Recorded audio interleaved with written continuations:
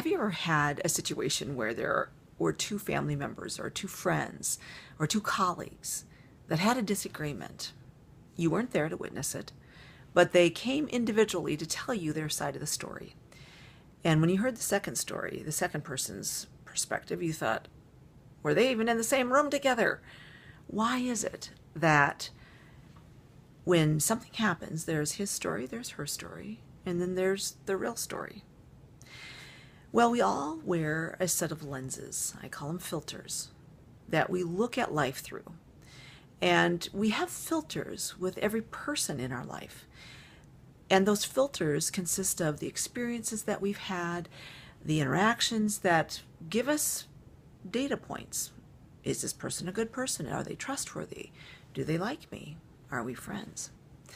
So when something happens, those filters tend to give us a confirmation of what we already hold to be true. Let me give you an example. Let's say that you're having a holiday party at work, and the invitations are sent out by the most difficult person on the team for you. And let's just say that you are left off the list of those who receive the invitation. Everyone on your team receives an invitation but you.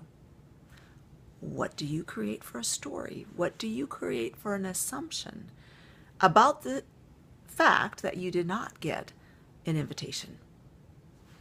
They did it on purpose, right? Well, let me change the scenario with just one small fact.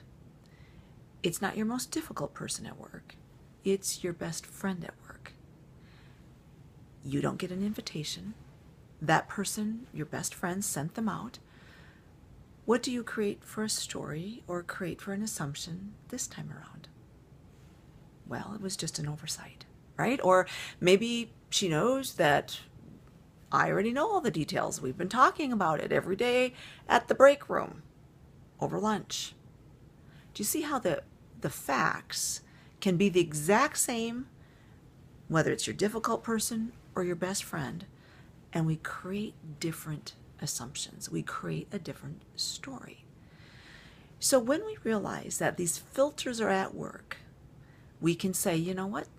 Something's not working. This relationship with this person is really strained. I'm going to check my assumptions. When this person does something that annoys me, does something that my first go-to is, it's on purpose. Can I pause and say, let me make a different story. Let me create a new assumption that maybe what they did wasn't out of ill intention. If that would be a story I'd create, what would that story be like? And ultimately, we don't know what the real story is. But when we go to find out, when we hold our stories lightly, when we go with curiosity and positive intention as our assumptions, that conversation is going to be more successful.